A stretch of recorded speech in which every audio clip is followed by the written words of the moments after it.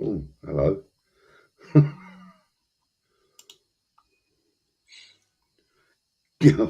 Done that wrong again. I'm not very good at this, am I? Good evening. Welcome back to West Ham Network. Joining me, as you can see, is Luke, and we're here to talk about West Ham and the upcoming games, the previous games, and just general chat. How are you, Luke? Had a good week? Not been bad, mate. Not been bad. A bit better. Had worse. How's you all been? All right? Yeah, not too bad, mate. Been working like a slave, but hey, that's how we have to live, isn't it, mate? We have to do it. But yeah, it's not been bad at all. Well, I suppose really and truly, we should think about, talking about the upcoming game. Let me just quickly adjust that, and then we'll be there. We go, full screen. That's better. That's better. Okay, right. So thoughts on Silkeborg, which is tomorrow night's game, clearly. What about you, Luke? I mean, I'm kind of thinking it's going to be a complete overrun by us. I mean, I've looked at some of their stats today. They haven't scored a goal at home this season at all in the league, which is a pretty shocking stat, really, when you look at it. So it kind of, I mean, they haven't lost in the last 5 games they've played, but they haven't scored a goal either in the last 4. Are we just to confirm? Are we playing Silkeborg? Or are we playing Bucharest? Oh, actually, you're right. We're playing Bucharest. Ah, what a dickhead! Fuck. Oh, mate, that's fucking typical of me, isn't it? We'll have our moments. There we go. Thoughts turn of Fcsb. There we go. Well, they're in the end, Bucharest mate. tomorrow night. Yeah. Sorry, Silkeborg was last week's game. We'll go back to that in a bit. Let's just have a little look at some of the stuff that we can expect from tomorrow night's game. As I said, they haven't won in 5 games, and they haven't lost in 5 games, but they also haven't scored in the last 4 at home, which is pretty shocking stat, really. I mean, even we managed to score when we're losing. So it kind of looks good for us for tomorrow night. What do you think? I mean, we won 2-0 out, like when we were here, so at London. So yeah, what are your thoughts? I don't think you can take too much reliance on league fall when it comes to Europe. I mean, I know it's a bit of a different standard, but Liverpool are having a torrid time in the league at the minute, and yet they're beating their group opponents left, right, and centre in the Champions League. I always tend to think it comes down to the day. I think West Ham fans, we all know, we've all been through it before, where we could go away to Chelsea and Man United, win 1-0, and then the next week lose 3-0 at home to Sunderland. Say, what we're all expecting to. It's one of the things. As far as I know, though, they've looking through the stats and how it's gone, though. They've had a torrid time of it in the Conference League as well as their own league. It looks like so. For us, it's all done and dusted. It's a dead rubber. We could be playing the best team in the Conference League, but we're already through. So really, this is when mentality comes into it. And, last season we were in the same sort of predicament where we could play. Didn't matter who we played, didn't matter what the result was. We were going through, we knew we were anyway.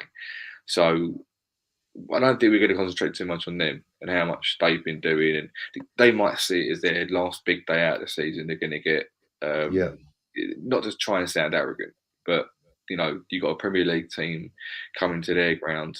After that, they're going to be knocked out of Europe. I believe they've got to keep on that.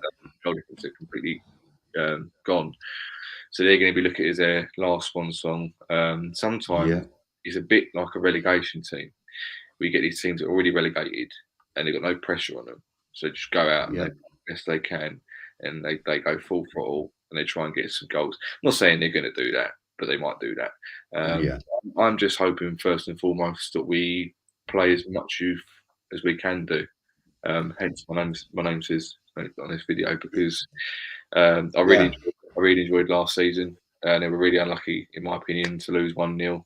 And hopefully it's another good experience for the kids as well this season. Of course, yeah. I'm going to bring Anton in at the moment because he's just arrived in the studio. Good evening, Anton. All right, fella. All right, lads. All right, yeah. Talking of youth, look at that, and he appears. Not him there. Not him there. Yeah. Well, surrounded by youth tonight. I love it. Listen, could you take up on that actually, Anton? Because I want to hear your views on that. Because you were sort of mentioning something in the chat earlier, and I'd like to hear your thoughts on bringing the youth in. I mean, you gave me a list of players that have travelled. Yeah. So there's, from our understanding, there's 1, 2, 3, 4, 5, 6, 7, 8, 9, 10 youth players traveling with the squad. Right. And the understanding is that players are being left back home. So you can start to try and work out who you think it is. There was something kicking about today about Declan Rice potentially staying at home. So you can start to maybe try and work out who is going to potentially... I mean, listen, myself and Matt recorded a show that's going out tomorrow morning about our starting 11, and it's probably going to be the most unpredictable starting 11 that we're going to try and choose. But you're going to have Christian Hedgie, who's the big youth keeper. He's huge. He's a unit. He's travelling with the squad. He was born in September 2002. He's Hungarian. Joined the academy back in May 2019. He is an absolute unit, but he's obviously not featured in any of the big games or anything like that. So it's interesting because that position, in theory, could be challenged because Fabianski's picked up a knock. You've got Areola, who's normally the cup competition keeper, but if Fabianski's picked up the knock, why would you risk Areola? Then you've got Randolph, who's the third choice keeper, who is necessarily... I mean, he's not had any game time. And then you've got Hedgie, but listen, I would love nothing more than West Ham to chuck in a young goalkeeper over a player who's not really going to feature for West Ham, really moving forward. I mean, he was on the cusp of leaving us. He was quite open on social media by saying that the club didn't want him to leave at the time. So there obviously was offers there, but I don't see Hedgie. I could be wrong. I don't know what the rules are. Is it 5 subs? Is it five subs in total? Yeah, it's 5 subs, I believe. Yeah, I think it's good for him to get the experiences. From my understanding, it's his first time he's been called up to the match day squad, so it's going to be a good experience for himself. Defenders wise, you've got a player called Caelan Casey, Michael Forbes, Regan Clayton, and Harrison Ashby. We all know about Harrison Ashby. Harrison Ashby has been extremely vocal on social media this past couple of days. Putting a lot of images up of him training. So he, in my opinion, it's just my opinion, may start. I think he'll start the game. So that would be interesting. Regan Clayton, another young player who signed for the academy, comes with a lot of plaudits as well. But there's a whole host of young players right now that come with a whole host of plaudits. And then in the midfield, you've got Keenan Forson, Lewis Orford and Ollie Scarles. Ollie Scarles recently was taken to the matchday squad. I don't know a huge amount about him, apart from just doing a little bit of research on him. But one player I do know about is Keenan Forson. He is like I love the little guy. He's tiny, but he's tenacious, and it's like he never gives up, and he's kind of like your modern N'Golo Kante. If you had to really try and describe him as one, that's exactly the player I was going to mention. Yeah, he kind of reminds me of the way Kante can control a game and stuff. I've watched quite a lot of Forson recently, and he's been. So he came on as a sub for the Europa League game where the youngsters featured last year. Yeah. And I think it's a guess that he starts tomorrow. Utter guess, but I think he may start, but it's a pure and utter guess. He's been awarded with a new contract, so I think he holds like the highest amount of games he played for the under-23s as well. But I really do rate him as well. And then two forwards that went are Kamari Swire and Devin Mubama, who have travelled as well. I think Mubama may start. I think he may start. And what's interesting about a player like Kamari Swire is that he can play in any position along the front three. So he's got a chance. Moyes has said, though, hasn't he? He said there's going to be youth players starting. A few of them may start, but we just don't know how many. So there's your roundup. Yeah, and Swire has had quite a few plaudits in the last sort of 6 to 8 months anyway. You know, I mean, I've heard quite a lot of people making reference to him and saying how good he is, you know, that he's finishing is on point, and etc. etc. So they say they say that he's got a really good eye for goal, vision to pick up an incisive pass. That's the one. Yeah, so he's got lots of attributes, and that's why he was given his professional contract back in December of 2020. He's, like I said, he's capable of playing anywhere along the front line, sometimes playing as a playmaker and a winger. So that's where, you know, you could see someone getting a start as well. So I don't know, like it's different because we're not even mentioning, I don't even know where Jamal Baptiste is, and someone's just said in the chat there was Equa. Like, you know, you're not even mentioning these players. So Longhello. Well, he's on loan, isn't he? Oh yeah, he's gone on loan. Sorry, yeah. So we'll just have to see. I mean, there's one or two players that haven't been mentioned in that little group there, and to be fair, I don't know if they're still actually with the youth setup. Who's the tall lad, the striker? Well, you've got Odebiku, who's out on loan. Yeah. You've got the one we were all calling for last season to get a start. He's Sonny Perkins. He's gone to Leeds. Of course he has. Yeah, he's gone to Leeds. Yeah, of course he has. Yeah. Oh well, then that, you know, I suppose with the with the list that you've given us that have travelled, I suppose that's probably the cream of the crop as far as the academy is concerned at the moment. You know, otherwise, why would he take them? You know, I mean, they've got to be the best at what they do, I suppose, haven't they? There was one player that I thought would have travelled. I mean, this is like an unconfirmed list, but there's one player I thought would have travelled because especially the club have been doing a lot of promotion on him today, and that's Freddie Potts. But I don't know if he's actually physically gone or not. So that's definitely an interesting one. But listen, I'm with you, Luke, mate. I want to see a lot of the young lads come in. A mixture. You what? How did you find out who exactly is going? Because I've looked at the West Ham official site and I can't see nothing. So who you know, mate? So who you know? Here we go. Secret squirrel stuff again. Sources close to the club. Could have messaged me prior to the video. I literally found out. I messaged Budgie about 10 minutes ago. I should have done the same thing, to be fair, because I was looking on the official Facebook page and like that. So well, there you go. Yeah, but like I said, everything's all unconfirmed. But we'll see. We'll see tomorrow. They at least if they don't start, they get some sort of game time. He said they're going to start, mate. He said, yeah, but he says a lot of things. No, he said it, mate. He's going to do it. He is. The thing is that hopefully he's not stingy with his sub time, because if he brings a few of them on at 80 minutes, I mean, that's just pathetic. You've got to bring them on about 55, 60, 70 minutes, give them a proper little run out when the game's going. It's funny because there was a comment on here, I think it was by Hedden Ludlow. Don't do it, Johansson. I've said her name properly now, and I'm actually on screen. So Johansson. Yeah, exactly. She said, "I hope you get the win and get 6 wins out of, out of all the games."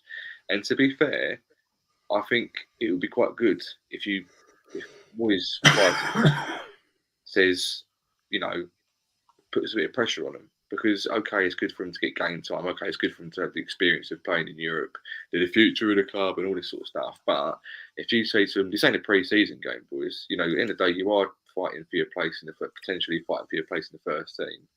And also, we want the 6 wins. We want the top marks. Go out there and get it for us. It's good for them as youngsters to have that bit of pressure on them. Going, you're not just out here for a song and a dance and a good time. You're out here to do a job, and you potentially got a place in the squad in the future if you play really well. So, I think it's good. It's a good point. Yeah, I mean, don't get me wrong. I do think that quite a few of them will feature, but I don't think a lot of them will feature. I think there will be a mixture of squad. I mean, listen, we've got squad depth that we didn't have last year. So now we're talking about Lanzini not being a regular starter, Fornals not being a regular starter, Sefal not being a regular starter, Johnson not being a regular starter. So you've got really strong quality backroom players that will want to play game time. There's an interesting player, though, that I personally think will play tomorrow that maybe a lot of fans would disagree with me on, and that's Ben Rama. I think he's a shoo-in to start, mate. Shoo-in. I got a feeling Lanzini will start. I mean, I'm pretty certain Lanzini will start. I don't think he will. And I've got to be honest with you, I think Oggy will start as well. I think he will, yeah. Yeah. I think, I did a show earlier on, and we were talking about the starting 11, and it is unpredictable, but I think that the 3 positions that might not be unpredictable is the back 3 of a 5, which he's going to probably play, and that's probably going to be Aguerd, because he said today Aguerd's going to start. Yeah, I agree with that. Yeah. Ogbonna, he's never said anything about Ogbonna, and probably Johnson to the right of them, which is what they did last week, and they never had a problem really in that position. I think it will be Coventry in the middle. I think he's probably a dead set, but I think it might be one of the young ones beside him, because I think they'll rely heavily on the experience from the defence behind them. Was Coventry one of the players on that list that you know? He's part of the main squad anyway, Budgie. Oh, he's part of the main squad, right? Yeah, of course he would be now. He's 23 or something, isn't he? Yeah. So, but when it comes to Benny, let me give you my justification for Benny. Benny's played he played against Silkeborg when he really necessarily didn't need to. But he played against Silkeborg because, if you remember rightly, I don't know if any of you have seen it, but he'd done an interview and he spoke about his confidence. He spoke about it himself. And David Moyes also criticised, within reason, Benny's performance, which he has done quite a lot. And Benny's a confidence player. And in actual fact, I think it detriments Benny when you don't play him. And that may have a detrimental effect on him for the Palace game, because we're going to need him for the Palace game. But I don't think it's a risk. I think it's a risk not playing him, because he's a confidence player. He loses confidence when he's not in the team. He needs momentum. He needs consistency. And this is the first time he's had a spell of consistency in this modern way of David Moyes. That's why, for me, you put him in against these guys and you go, run loose, be the experienced player, show them what you're capable of doing. We'll give you 60, 70 minutes. We'll bring you off. If he hadn't started against Man United, I might agree with you. But at this point, my dream of having a full 11 of youth players is crumbling, because it's not going to be full 11. You've put Johnson, Aguerd, and Bonner in defence. You've put Downs and Coventry in the middle. No, I've not put Downs. I've not put Downs. I've not put I Downs. was thinking about Downs, so you're going to have to get out of my head because I was thinking, what about him? Would he be I don't. featuring I'm tomorrow? in the comments. Sorry, I'm in the comments to the live. Ah, right, okay. Just Yeah, pretty. I'm trying to get through them. I'm whacking a few of them up there. I mean, I don't think Downs starts because I think that he's become extremely important whilst we're waiting on Paqueta coming back. Yeah, And important playing positions that he can't play. no, I know, but he's been doing an all right job. He has. I'm not going to him. Yeah. I think what the more I think about the Downs thing, the reason why I think Downs plays in that position, which is not what we want and it's not ideal, is because he holds the ball up well in a high part of the park, if that makes any sense. Does he don't? Well, he does, yeah. He doesn't create. He doesn't play progressive passes in that role, which is what Paqueta does. But if you feed the ball into him, he will hold the ball up. But he doesn't. But in terms of progressing the ball, he doesn't do it. That's what Paqueta does. That's what Lanzini maybe does. But Downs doesn't do that. But I didn't see him do it. I didn't see him do it against Man United. That's what I'm saying. In fact, I think he was handing that to dry against Man United, and he was looked pretty lost. But he done his job very well. But the more I think about it, what was his actual job? Because he can't live into link-up play to Skamaka because that was just futile. But anyway, that game's gone. I didn't play in goal for Man United, like some of the comments said. But yeah, we're back. There's a comment on the screen there from Trodge. He says the defence looks to be an issue for the under-21s. What do you think about that? I must admit, and this has changed a lot from last season. I watched a few under-23 games, and I think I watched a game against Leicester, and Okaflex was fantastic, and a few others were really, really good. However, on another day, Leicester would have scored 7 against us because they cut through our defence with ease, and it was like if they had a striker that could score, we would have lost that game 7-1, 7-2, however many goals we scored. I don't know if it's I haven't watched any under-23 games this season. I don't know how they're performing. If anyone can update us in the chat, but if it hasn't changed much from last season, I know it's only one game and I can't paint the whole thing with one game and whatever, but it was scary how bad the defence was just sliced open with ease, and it was worrying, to be fair. And I think a few of them might have played against Bucharest last season against Zagreb, and they've probably done it right. We only lost 1-0, so you can't be so much from that where that's concerned. But yeah, it wouldn't surprise me, to be fair. I think there's quite a lot of like my nephew's playing for under-16s for Kilmarnock just now, and in that world of youth football, I've never been involved in youth football as much as I am now because he is playing and has been for the last couple of years. So it's really interesting. I'm finding it so interesting. But what I've really realised in speaking to a lot of people in the game as well, what they're telling me is that youth football is like it doesn't really, the results don't matter. Their sole responsibility is to provide a player for the first team. That's the sole responsibility. And in youth football, you can play a game and you can get beat 2-0 or 7-0 with the same performance, but you can be winning 2-0 with 10 minutes to go and score 5 goals in 10 minutes. That's just what youth football's like. Because there's so much chopping and changing, the manager's looking at the team going, the first team manager's looking at the team going, who can I take? They take them out, and then they have to promote boys from the league below, the age group below. Yeah.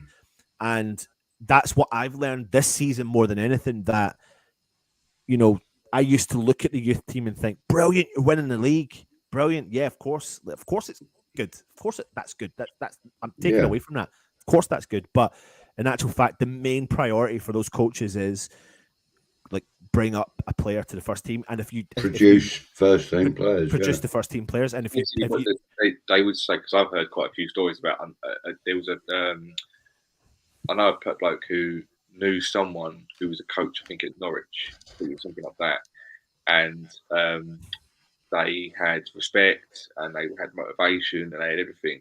As soon as they got a pro contract, they would do little things like they'd walk into the physio room and they'd demand a massage after the training. Go, come on, I'm first team player. I got the professional contract. Come on, get on with it. They did the whole demeanour.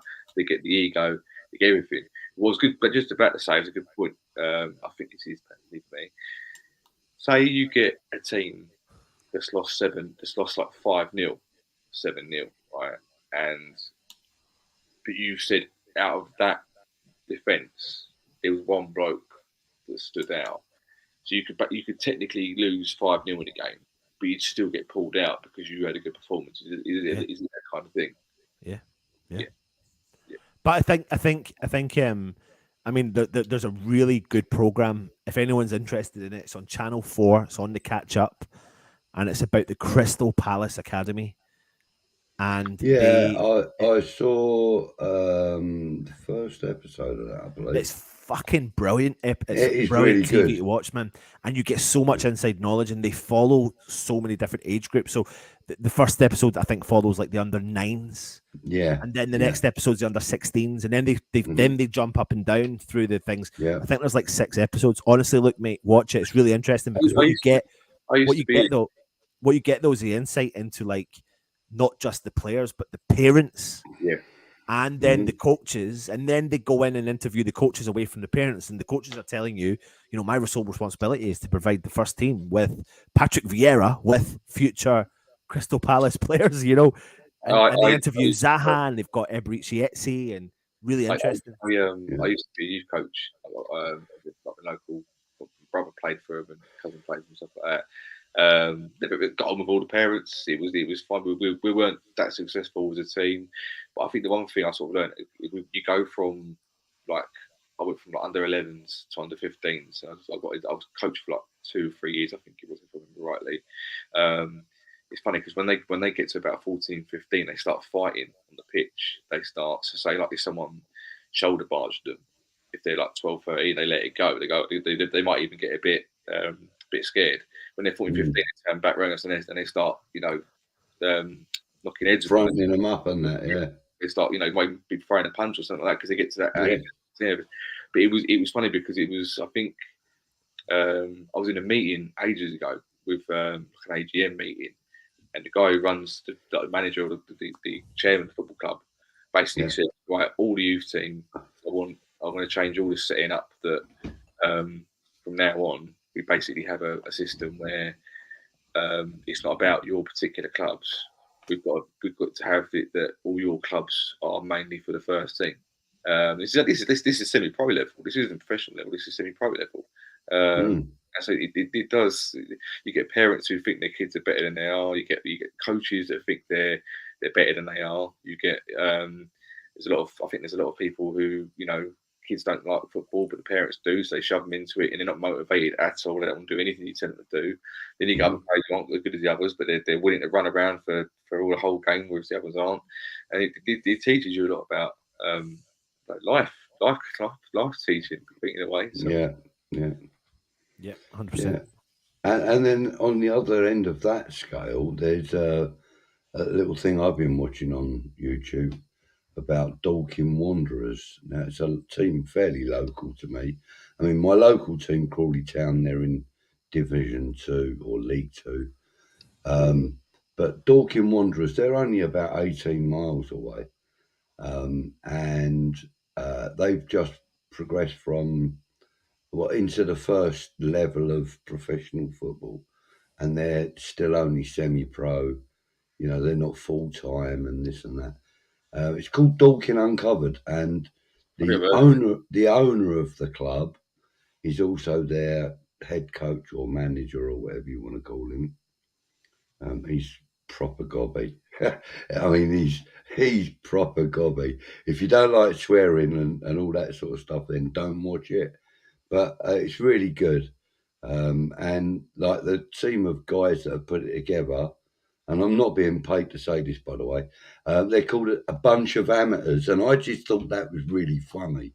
So I thought I'd mention that. But it's quite a good series, Yeah, cool, man. It's good stuff. There's so much good stuff out there to watch.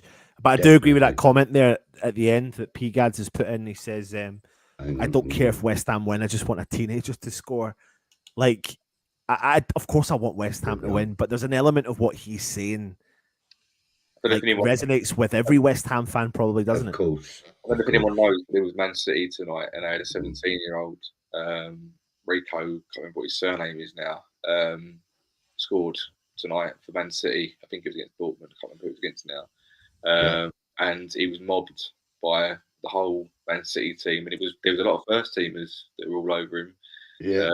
So it was, you could tell he just loved the fact he scored. Didn't matter to him what stage he was, and that's what you want, though. That's what you want to see. You want to see. I mean, I'm probably not the only one that is waiting and waiting and waiting for Flynn Down's first goal. We're all waiting for that, really. I think, aren't we? Well, he nearly did, man. He nearly did, didn't he? I know, and I was leaping around all over the place, and it actually didn't happen. But it's going to be quite special when he gets his first goal. Yeah, it'd be like Rice when Rice first scored. I know it's not. Yeah. Rice wasn't West Ham like Downs is completely West Ham, born and bred. But you remember, I don't know if you remember that game against Arsenal, where he scored his first goal, and I think he was talking about it. Oh man, he was, yeah. It was like a relief, when someone scores a goal, and you can hear like an aura about the fans. It's like, yes, he's scored. He's actually scored. And it was yeah, brilliant. Sorry, Hammerhead saying here, Crawley Town are about to sign a YouTuber as a player. He's from a YouTube group called Sidemen. Yeah, we all know about the Sidemen. Yeah, well, here's a little bit more news.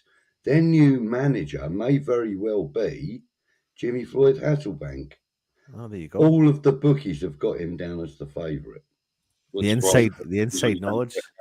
Oh, mate, listen, I know a couple of the guys down at Crawley Town. They're just, steward. One of them's a steward, and one of them, he looks after the equipment that they use, like nets and that sort of stuff. And I spoke to him actually a couple of days ago, and I asked him, I said, do you, is it true that Jimmy Floyd Hasselbank might be coming? And he was like, well, he said it's all but signed. And I went, you're shitting me. He went, no. He said he's been here. He spent the last 5 days in Crawley. Blah, blah, blah. I was like, right-o. Well, that's put him off then. Yeah, no. I know what this sounds like, mate. But, no, actually, as I said, the ground's only 300 yards away from me. So, I get to sort of like see quite a lot of stuff that happens down there. I go to the occasional game, but, a name like that being at Crawley would be quite something. I wouldn't be surprised because Mark Wright was signed from. He was there, yeah, Essex boy.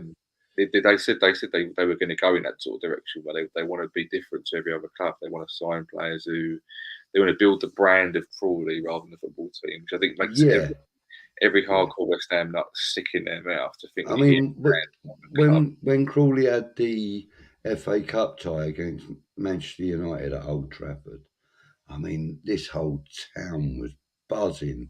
Every single pub had it all on big screens, and I mean, I'm talking about pubs that don't normally show football were playing it because it was just such a big thing, Old Trafford, Crawley Town. I mean, 10 years before that, you wouldn't have believed it with the ownership they had.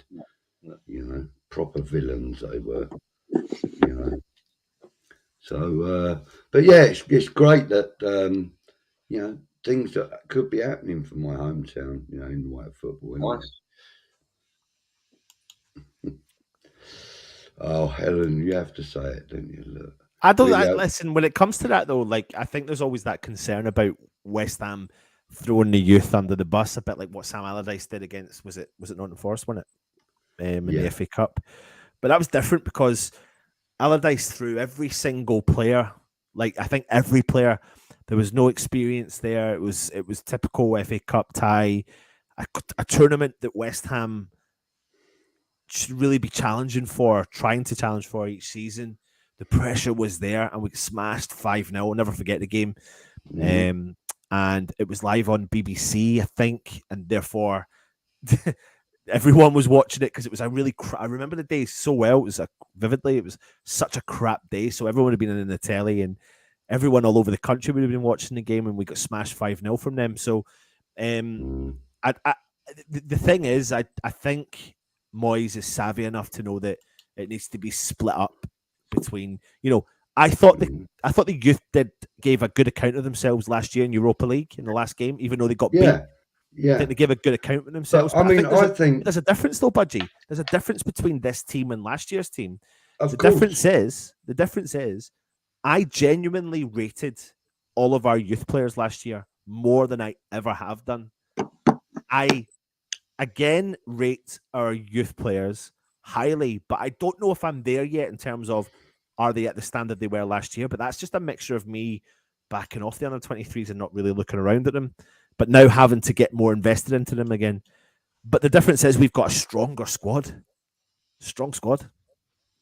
We couldn't rely on Lanzini was starting for us in the Premier League. Fornals was starting for us in the Premier League. Yeah. Time last year, but they're not this year. Do you think we need a couple of potential game changers on the pitch tomorrow from the start? No, not really. Not in my opinion. No. No. No, because it's to a level. It's not that. How can I put it? It's not. Wouldn't it be nice to go through the group unbeaten, winning every single game? That's what I'm saying. That's the kind of pressure that I want on the youth players' shoulders. I don't want it to be like they got a guide. Like you've got two players to every position, and one's the experienced one, and one's the youth player. Yeah. I kind of want this to go. Do you know what? This is your turn now to be the guy that unlocks that defence. If it's going to be three at the back with 5 wing backs or whatever you want to call it, okay, you could, but then it's almost like let him do the hard work and you clean up around him. Like I think, well, no, you got a load of youth players there. The good thing about, I tell you what it is with me. The good thing about having youth players is they want to make an impression. They want to show the world what they can do. So yes, you could play a Benrahma, you could unlock the defence and score from here and everywhere or do whatever. But if you've got a player in his position who's going, I want to be the Benrahma, I want to be the new Benrahma, I want to be the person who goes past, does all that. But in my opinion, I know exactly where you're coming from, but in my opinion, I'd rather let them do that. Show me what you can I'm do. thinking more of the by a game changer. I'm not talking about what 99% of the time. I suppose people would talk about the dynamic player that's going to twist and turn and all of this kind of thing. By game changers, I mean somebody with a mature head, somebody that's going to kind of keep the youth players at a level that's calm enough to be able to be effective, etc. So by that, I would probably include, as I said, Oggy. I would like him to start because from the back line moving forward, Oggy can control, the back line and the central midfield if he needed to, from his position. So I think Oggy would be, and by a game changer, I mean he will keep the youth players, levels at a reasonable level. I think leader is that's what I read. Yeah. I mean, and also like Lanzini, for example. I mean, we know that he can be a game changer in the way he plays and all this that. But he's also one of the senior players in the squad. And, I would imagine that a lot of the players that we spoke about, the youth players that are going to travel or that have travelled, I would imagine they would regard Lanzini as a role model. I mean, what he's done with the club and, what he's produced for the club, some of the most iconic goals. Yeah. And his footwork when he gets these iconic goals. I mean, I watched that one the other day against, was it Palace? When he flicked it up onto his left foot and bang. Oh, mate. I just, I still really rate Lanzini. And I think he would be a great player to pop in with, say 6 youth players, 5 youth players. You know, no reason why you couldn't put 5 in at once anyway. Fair enough. That's just my opinion. I think you're right. You got a point. Yeah. Yep. Yeah. What did the chat think of our chances tomorrow night of getting 6 wins? Yeah, let's have that, and also score predictions. Let's have some score predictions in the chat. I'm going to quickly go back into the brand, and I'm going to change the banner. But carry on. No, when it comes to my predictions for the game tomorrow, I'm still confident, even though I have no idea what it's going to do with the team. But I'm confident because I've not been massively. I'm not trying to do the opposition a discredit, but I've not been. But I've not been impressed with FCSB Steaua Bucharest. I've been more impressed with Silkeborg and Anderlecht to a certain extent. But Silkeborg were the one that really did impress me. I didn't expect them to come to London Stadium and do anything against us, which they didn't. I think that their pitch played a big part in how they played against us when we played them on their home turf. But Steaua Bucharest, I think they came into this tournament not expected to be the whipping boys. I think a lot of people expected Silkeborg to be the whipping boys. And in actual fact, Steaua Bucharest have ended up becoming the whipping boys, especially on the back of those 2 5-0 defeats at the hands of Silkeborg. But listen, I think our squad's strong enough. I definitely think it's going to be a strong mix of experience and youth. I think there's going to be creativity there, you name it. So I'm going to go 3-0 away from home with that mixed team. Luke? I'll go 4-1, just because I always predict we're going to concede a goal at some point, no matter who's in goal. Okay. But I can see that they've conceded a lot of goals in this tournament so far, and I think we're more capable of scoring quite a few goals now on our day. Depends who starts and where and positions and stuff like that. But I can't see it being a 1-0 loss for us like it was last season. It's going to be away from home. It's going to be a different environment for the youth players who do play. You know, there's going to be a different set of fans altogether. So I'm going to go 4-1, and I'm hoping that at least 2 youth players get on the score sheet, whoever they may be. Fair enough. I'm going to go 3-0, and I'm going to say that Oggie's going to get one from a corner. That's about as far as I'm going to predict. Fair enough. Yeah. And it's true what Peter says here, actually. It's hard to predict without seeing the team. Very true, but hey, you know, this is what we do. We predict. Gary thinks it's going to be 2-0. Gary J, good evening, mate, by the way. Joan thinks it's going to be 3-0. Good evening, Joan. Keller. A young squad, 2-0. I presume you mean to the Mighty Hammers. Hang on. It jumped. Scott's saying cheers. Right. 2-1 loss, says Edward. Very hostile stadium for these youngsters, but surely character building. I get your point there, Edward, but I am going to say one thing. Between the 3 of us on screen, we probably know a dozen of the people that are going to be in that stadium tomorrow.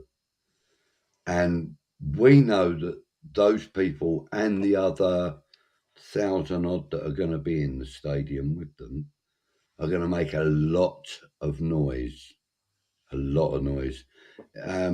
You know, a lot of people have commented to me personally that, you know, when they're listening to the games on TV or on the radio or whatever, they're hearing West Ham support over and above any other support that we may be playing against. So that's going to play a massive, massive part in giving the youngsters some encouragement. And, you know, if any of them guys that are out there, I happen to be watching this right now, make sure you do give them the best support you can. I know they will. They always do. So, but I do understand what you're saying. It is going to be very, very intimidating. but I'm sure that the experienced guys and the management will help them to overcome 90% of that. The other 10% is down to them. 1-0 says Ralph. Budgie, look, I need to head, mate. I'll let you carry on for a little bit. Right, no problem. Thanks for joining in, Anton. And see you soon. Right, right. So, hold up, Mr. Bong. Thank you for joining. 3-1, he says.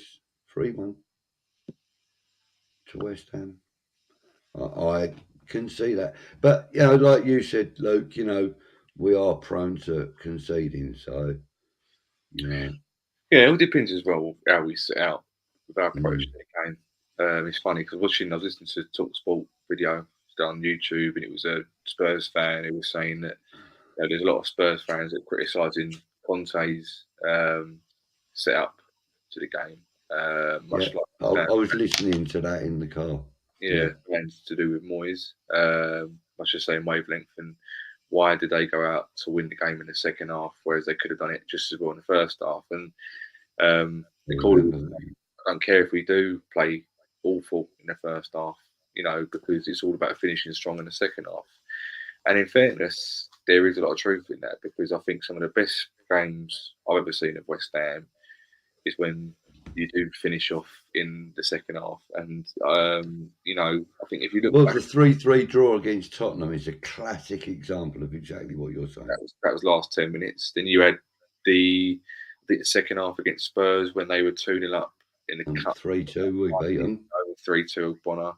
There's been loads. If you look back over the past, there's been loads. Yeah. I don't personally enjoy the football, but I can understand why it plays it. I've been vehemently criticising the way Moyes sets up. The way, in my opinion, he kind of ruins players. The thing he's doing to Downs now is criminal, in my opinion. But if he says to him, because I think most fans, if you say to if youth players coming on as a sub, you just go, right, go on there, show us what you got. Give the fans something to cheer about. Show us the bollocks that you've got it inside you, and you want to make it in the first team and all that. Knowing Moyes, he probably says, right, well, try and help each other out, keep it tight at the back for 60 minutes or whatever, and go for it. It's fine if it works. It is frustrating, and I think.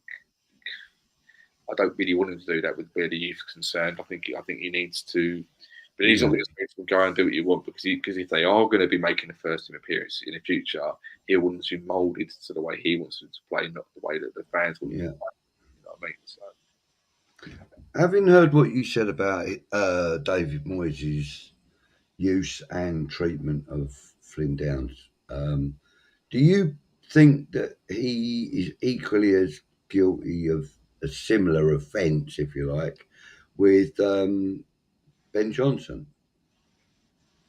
In what way? Well, your point about Flynn Downs, he's misusing him and only using him for certain roles, whereas he should be allowed to do more, or concentrate on other stuff. You don't see what my point is that I don't see that line of approach, if you like, from Moyes with Ben Johnson, who came through from the youth ranks because of David Moyes.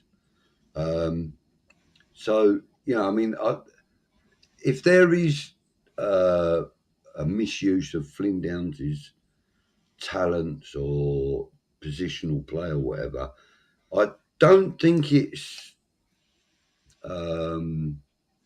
with David Moyes. I don't think it's anything personal in it. I just think that David Moyes sees more than we do on a daily basis. Clearly, he does. But I understand that. I totally understand that. The thing about it is, as well, though, is that for example, Moyes could have Messi and would turn him into a holding midfielder, because he's one of them sort of players that could run around, do the hard job, dribble past someone and set someone up. He's that kind of manager. For me, where Johnson's concerned, Johnson's a versatile defender. So really, in my opinion, they play in different positions anyway. And I think Johnson, since he's been at West Ham, regardless if it's under Moyes or under Bilic or whoever he's played under, he can play left back. And in my opinion, he's just as good at left back as he is at right back. He's had to play centre back because we've had injuries at the back this year, so it's not been brilliant for him to play in any position really. His main position is right back. He hasn't played because of injuries and because of other injuries to other positions and stuff like that. Moyes wants to play a certain way, and he wants Souček to play. Souček has to play. That's the bottom line. And most fans, I think the majority of fans will agree with myself. I don't know how you feel about it, Clive, but the best thing West Ham could do right now is drop Souček, put Downs in his position, and have Downs of Rice. I completely agree. And there's also the fact that you've got Fornals. Now, Fornals, when we signed him, in actual fact, if I was Fornals, I might be a bit pissed off because when Fornals was signed, he was an under 21 rising star in Spain who had flair and technical ability abound. He's now been changed. A true number 8. He's now been changed into a workhorse. He doesn't even play in the midfield anymore. He plays as a guy who's just protecting a left back because of his ability. Yeah. I mean, I actually watched him in the under 21s. I believe it was the World Cup when we signed him. And the day after we signed him, he came on as a sub, assisted and scored. That was the day after he like the signature was done, etc., which I thought was a bit of a wrong thing for us to do, was to go and sign a guy during the middle of a tournament. But in fairness, it spurred him on. His performances for Spain went through the roof from there on. He was almost, he was almost like working his way into the first team from there on in, I don't know how far he's got into the first team. I don't know if he's actually made that many appearances for the senior squad, has he? He's made one or two, but he hasn't lately. And that's one thing. He hasn't really broken in because I don't think David Moyes is showing what he's really actually capable of. This is my point, because when you go from being someone who was starting to be a regular in the Spain squad, coming on I think he was like on the verge of being the Euro squad, the last Euros. I think he did. I can't remember. Honestly, I can't remember. It was that far back. That's been now. Yeah. But he's gone from that to being someone that Southgate would like. He'd be a perfect England player right now in this Southgate. Because he's good at the defensive role and the workmanship and stuff like that. And for me, the problem is that as much as I've got time for David Moyes, it really does annoy me and frustrate me the fact that these players have to mould the way he wants them to play. Now that's fine if you get the best out of them in the role that they're playing for you, and your team is also successful. There's been managers in the past like Ferguson, the last one to do it, I think, was actually Mourinho with Joe Cole, because Joe Cole was a flair player in exactly the same way. And Mourinho played, he made him be defensive. I don't know if people out there want to listen to it. It's a Joe Cole cast. It's part of BT, and he was interviewing Mourinho. Podcast thing he does. Yeah, I've seen it. Question: when Cole was interviewing Mourinho, he was sort of talking to her at the time he come there, and I can't remember. I have to watch it again, but I think there was a part of him when he was discussing the role that Mourinho made him do it, and it was almost like Mourinho was going, "I know you were an attacking player, but for the team, I needed to change you," and Joe Cole seems to be quite just saying, goes along with it, no, that's fine. And I think there's a part of him that goes, yeah, you did ruin me a little bit, didn't you? He did change me a little bit, though. I think he was just sort of like, they didn't really say it. It was like this air of going, I bought you as a certain player, Joe, and I had to change you into something else. And Mourinho was fantastic. Joe Cole, I don't think it was, because I think it hindered Joe Cole. I've seen quite a few of those. He's done one with Declan, and that's really good. Mark Noble. That's a really good one. Yeah. Redknapp was there as well. Sorry? Done one with Redknapp recently. Redknapp, yeah.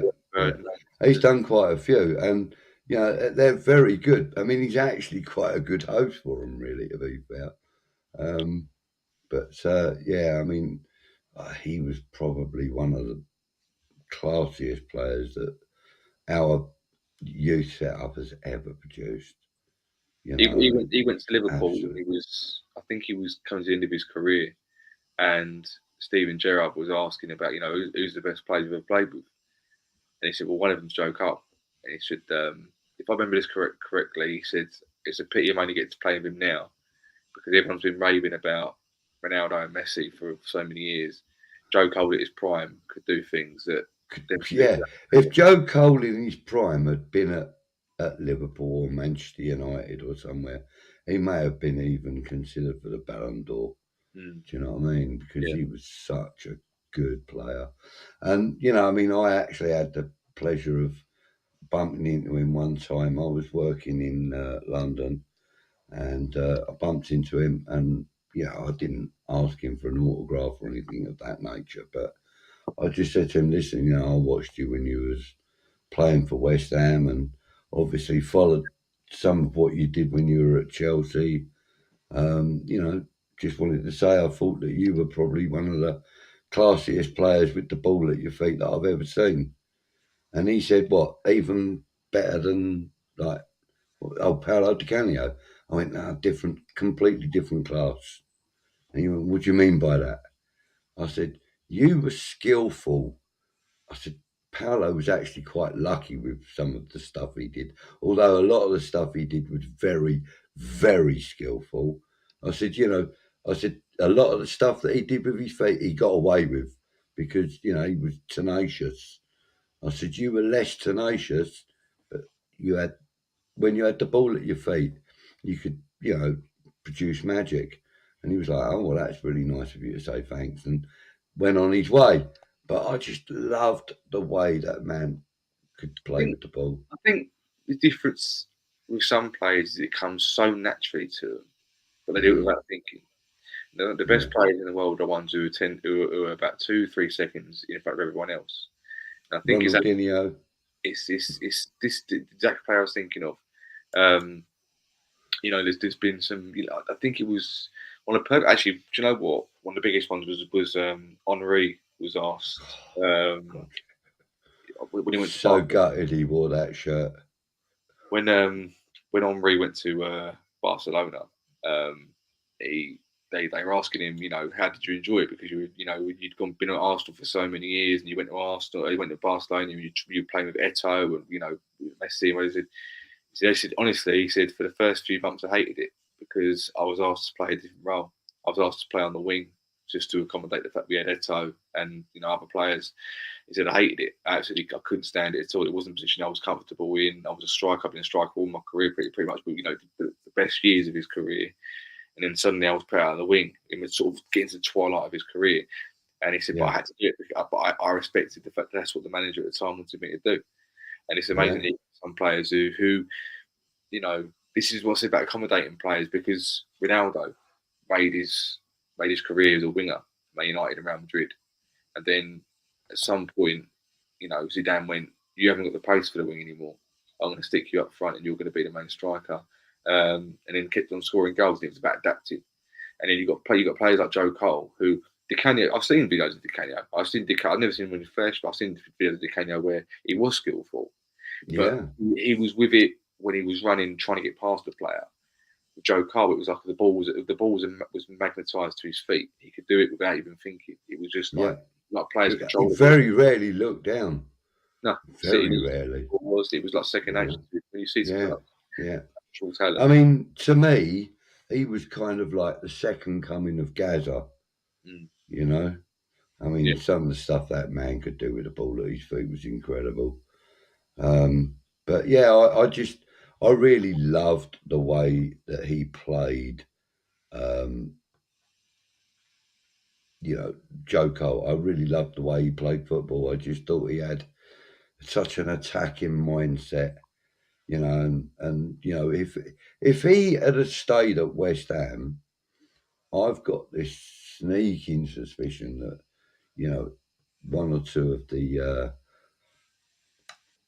disappointing results that we had in as much like the 2006 FA Cup final and stuff like that, the relegation, I think we may have been able to avoid those disappointments with a player like Joe Cole as a long-standing player that's come up, similarly to Noble, I mean, with him and Noble in the ranks together, we would have been probably. Harry Redknapp's always said it. He's always said that, that everyone raves about the class of '92, but we had 5 players in our team when we went down that have gone on to win the Premier League multiple times, and they had the potential there.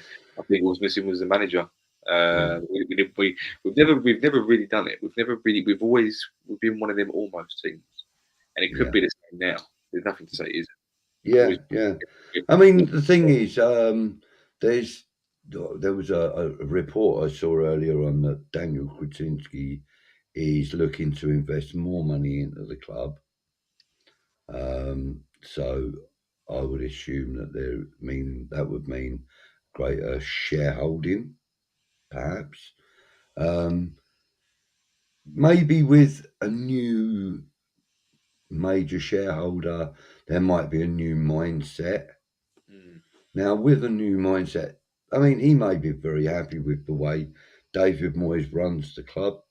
He may be very happy with it. I'm not totally disappointed with it. I'm reasonably happy with the way we're doing at the moment. Obviously, I'd like to see more wins, etc. But hey, but with the new mindset, you might find that there may be a change of management with a greater, financial advantage, and obviously, with everything else, the 2 years in Europe, etc. If we win the Europa Conference League this year, that could be another beneficial thing towards, I mean, what kind of managers would we be able to go for realistically? Just before we go on to that subject, there's a couple of comments I want to address. Yeah, go on. First of all, Hammerhead, when he says that Mourinho changed Ronaldo into a striker, fair enough, got the managers mixed up. You were right. I think it was quite pretty quickly after Ronaldo changed to Real Madrid, Tom put as a striker, so fair enough, you correct me there. And also, Edward Mason says, for all the criticisms that, I'm giving Moyes for changing players' position, he has also improved players by changing them in the likes of Anatovic, Antonio, and if you're going to cut of others, Dawson and stuff. But you're right. At times, this is the problem. This is the problem with football, and this is the problem with someone like myself. With myself, I'm an emotional fan, and there are times where I'll let my emotions cloud my judgment. So I'm sitting here and I'm slagging him off for potentially ruining Downs and then making him feel now as a worse player. But it is right that he does. Anatovic hasn't looked back since he was made into a striker at West Ham. If it had stayed at West Ham, he probably could have become some sort of legend. He was that good up front for us. He was amazing. Antonio hasn't looked back since he's been a striker for us at the club. But when he first turned into a striker by Moyes, he was unbelievable. He got teams changes over the years, but you are right. He has changed a number of players' positions and made them better. He reinvented Creswell into a set piece taker. Not so much this year and last year maybe, but certainly when he first got hold of him, he changed the way. So no, it's a fair point. It's great. On the new manager subject you were just talking about, I think to me it's very strange because I think it all comes down to money. It comes down to wages you might not pay out because Conte didn't want to go to Tottenham. He was asked twice. He turned down both times. And the only way that he became Tottenham manager was because A, it was guaranteed a high salary by Daniel Levy, and B, guaranteed transfer market money. And he's still not going to come in for every one. And he's known in Italy as being a bit of a brat. As soon as he doesn't get what he wants, he walks. It's as simple as that. Or it makes himself such an arse. He gets sacked. You've got people like Pochettino. For me, Pochettino is a bit of a strange one. I believe he's a good manager. I don't believe he's as good as everyone makes him out to be. I believe the only reason why people do want him to be at West Ham is because of the football that he plays. I think you can get too desperate for attractive attacking football that you pick the first name out of hat because they used to play with this team. You know, this team has been playing defensive football under Moyes for so long that if you got a manager in who was attacking, would he be able to make us attacking overnight? I'm not sure he should. You know, Ericsson Hog's walked into Man United, and it's taken him a little while to get Man United ticking because they were terrible when they first turned up. Jurgen Klopp has made Liverpool a complete force. And in this year, they sell Mane and they look half a team they have been for the last 5 years. So that's true, very true. This is why I don't want Moyes out. I'm not a Moyes out at the minute. I'm frustrated with Moyes. I think Moyes is letting himself down in a lot of departments, and it could be the fact that he's got a lot of coaches around him. That Mark Noble's retired, and all the little things that come into it. But there's a lot of angles to it rather than going right. He's a big name, go and get him in because we tried to do that with Pellegrini, and Pellegrini didn't work out in the end. And he's gone out to Real Betis. I think he's made them a better club than they were when he turned up. So that's fair enough. That's him. Yeah. You know, Steve Cooper. I mean, I think the only pedigree that Pellegrini had when we appointed him was the fact that he'd been at the helm of Man City when they won a Premier League title. Yeah. It wasn't his squad that did that, though, in fairness. He worked with the squad that was already there, who already knew how they played, etc., etc. So his job was reasonably easy for that season. I'm not belittling his input in that because I couldn't do it. I'm not saying that I could have won a Premier League with that squad. But what I'm saying is that I don't think that was pedigree enough for us to sack David Moyes, who saved us from relegation, to replace him with. I don't think that was enough, to be fair. And the fact that he was this name that, you know, Man City had brought in, I'd never heard of him before, to be fair, before his Man City appointment. I knew very little about him, very little. But, I mean, the kind of manager that I would like us to be able to be having in conversation, at least, would be managers like Carlo Ancelotti. Maybe even Zinedine Zidane. You know, those are the kinds of managers that I think that we should be looking towards. You know, like higher your expectation. I do understand that. I do get it, but there's actually a very good comment in his Hammerhead saying we've never truly had a big name manager, and I'm talking now as a football fan, not a West Ham fan. Yeah, we've been big enough to have a big name manager. We haven't. We are a massive club, fan base wise. You're putting into context the fact that we've only moved stadiums to a 60,000 stadium 6 years ago. We've not really done anything until the last two or 3 years. Yeah. We've only just become a consistent European team. We're not even really been consistent at the minute. We've only just got out of 2 group stages. It doesn't really mean anything. Zidane and Ancelotti are Champions League style managers. You know, that's why Ancelotti left Everton pretty much over. You know, he said, right, I've got to go. I have to go to Real Madrid. Are calling me. I've got to go. I totally understand what you're saying because I've said for the last 2 years, the only way you keep hold of players like Declan Rice is by qualifying for the top 4. And we haven't done that for the last 2 seasons, be it the league. And I'm genuinely, to anyone now, I am genuinely shocked that Rice is still at the club. Because I know there's a gentleman's agreement somewhere there, and he'll probably go in the summer and stuff like that. But what with his Euros display with England, I thought he's wrote himself into a transfer, a fair play. Of course, yeah. I mean, I agree with that 100%. But you know, I mean, I was only kind of using Carlo Ancelotti and Zidane as examples. Yeah. But I mean, you know, I think, you know, the higher you aim, I mean, okay, it didn't work with Pellegrini, and I get that. And yes, he had other titles elsewhere and stuff, but the thing is, you know, for me, I think a European manager is the way to go at the moment. You know, I think most of the successful managers are European managers. You know, I mean, I would actually burn all my shirts if we appointed Mourinho. I really would. I would never wear one of my West Ham shirts all the time. If he came to our club, he would. Mate, I would vomit every day. Why? Why just? Mate, I think he's lost what he had. You know, Right. I think he's lost a lot of his credibility. Mm. He's lost a lot of his ability to motivate a squad of players.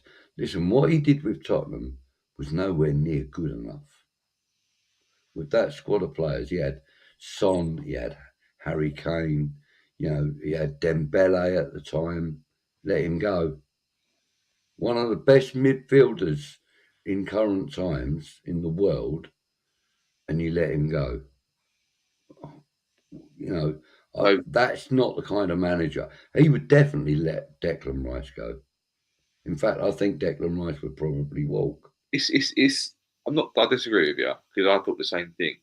But then in fairness, he has won the Conference League with Roma last season. Yeah. So there is. I know exactly what you're saying. The thing that I don't know if I've never watched. I haven't watched myself. I've just seen clips. But when he's got the Tottenham players on the Amazon Prime video, the documentary thing they've done, and he had players in the, you know. I refuse to watch that. Sorry. Telling Dele Alli, you know, you're a good player, but you think you're better than you are. You've got to sort your head out before you go any further in your career. And you know, then he was saying, you know, Danny Rose coming to him, and he's talking to various players, and I think it was like he was sort of saying Spurs think they're way beyond where they are. But again, he was another manager that was annoying fans with the football he was playing, much like Conte. Two managers who were perfect in the Italian league because the way that league plays football. Yeah. I don't want us to play Italian league football. Well, that's what we are doing right now, really. We're already close to it now. I know. Do you know what I mean? So, you know, I mean, like, at least, you know, managers like, I mean, even somebody put it, look, Hammerhead put it, Ange Postecoglou. I like it. The Australian guy. Now, Kieran, who would normally be on the screen with us, absolutely raves about this guy. He really rates him. And he said himself that he would love to see him at the helm if David Moyes was to go, or if he can't take us any further.